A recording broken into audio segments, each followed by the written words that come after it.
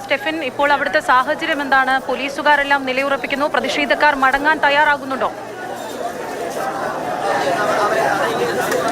അനശ്വരാവ്, ഇവിടുത്തെ സാഹചര്യം ഒട്ടും അയവ് വന്നിട്ടില്ല. മുതിർന്ന നേതാക്കളടക്കം ഇങ്ങോട്ടേക്ക് എത്തിയിട്ടുണ്ടെങ്കിൽ പോലും അവർ പിരിഞ്ഞു പോകുന്നതിന് വേണ്ടി തയ്യാറായിട്ടില്ല. CPM-ന്റെ മുതിർന്ന നേതാവും സംസ്ഥാന സെക്രട്ടേറിയറ്റ് അംഗവുമായിട്ടുള്ള MP ജയരാജൻ ഇവിടെ വന്ന നേതാക്കളുമായി, പ്രത്യേകിച്ചും SFI നേതാക്കളുമൊക്കെയായി സംസാരിക്കുന്ന കാഴ്ചകളാണ് നമുക്ക് കാണാൻ കഴിയുന്നത്. അദ്ദേഹം ആ പ്രവർത്തകരോട് കാര്യങ്ങളെല്ലാം തന്നെ വിശദീകരിക്കുന്നുണ്ട്. അതാണ് ഇപ്പോൾ നിലവിലെ ഇവിടുത്തെ സാഹചര്യം. KSU പ്രവർത്തകരെ ഒരു ഭാഗത്തേക്ക് ഏതായാലും മാറ്റിയിട്ടുണ്ട്. നമുക്ക് MP ജയരാജൻ അദ്ദേഹം ഇപ്പോൾ സംസാരിക്കുകയാണ്. അദ്ദേഹത്തിന്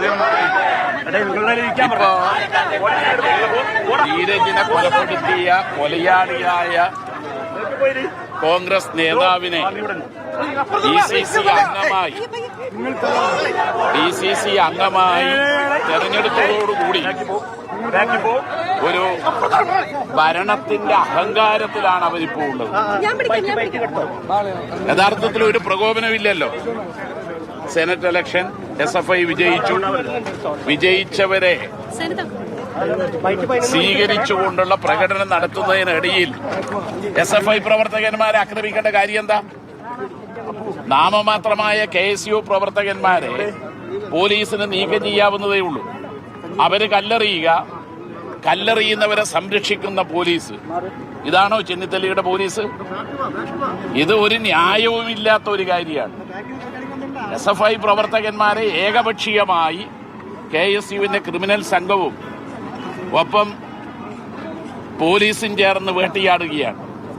SFIയുടെ സംസ്ഥാന സെക്രട്ടറി സഞ്ജീവിനെയും സംസ്ഥാന പ്രസിഡന്റ് ശിവപ്രസാദിനെയും ഉൾപ്പെടെ ഇവിടെ കൂടിയിരിക്കുന്ന മുഴുവൻ SFI പ്രവർത്തകന്മാരെയുമാണ് പോലീസ് തല്ലിയത്.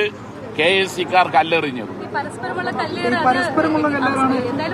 ആരും അക്രമത്തിന് മുതിരാൻ പാടില്ല. ഞാനിപ്പോ വന്ന ഉടനെ പോലീസ് ഉദ്യോഗസ്ഥന്മാരോട് പറഞ്ഞത്, നിങ്ങള് SFIയുടെ നേതാക്കളെ മർദ്ദിച്ച പോലീസുകാരനെ അതിൽ നിന്ന് മാറ്റുക. അദ്ദേഹം ഇപ്പൊ സമ്മതിച്ചിട്ടുണ്ട്. അങ്ങനെയല്ലേ ഒരു മര്യാദ? ഇതൊരു ജനാധിപത്യ സമൂഹമല്ലേ? SFI തെരഞ്ഞെടുപ്പിൽ വിജയിച്ചു. അവര് വിജയിച്ചവരെ മാലയണിയിച്ചുകൊണ്ട് പ്രകടനം നടത്തുന്നു. അവർക്കും പ്രകടനം നടത്താനുള്ള അവകാശമുണ്ട്. അതൊന്നും തടയുന്നില്ല. പക്ഷെ അതിന് ധീരജിനെ കൊലപ്പെടുത്തിയ കൊലയാളിയെ DCC അംഗമാക്കി മാറ്റുകയും ഭരണം കിട്ടിയതിന്റെ അഹങ്കാരവും ഉപയോഗിച്ചുകൊണ്ടാണ് ഈ അക്രമമെങ്കിൽ, അടിയന്തരാവസ്ഥയുടെ കാലഘട്ടത്തിൽ കണ്ണൂരിലെ DCC പ്രസിഡന്റ് അന്നത്തെ പോലീസ് ജില്ലാ മേധാവിയുടെ കാറിലിരുന്ന് അക്രമത്തിന് ആഹ്വാനം ചെയ്ത രീതിയിലേക്ക് പോലീസിനെ, കാക്കിധാരികളെ, കതർധാരികൾ നയിക്കാൻ പാടില്ല.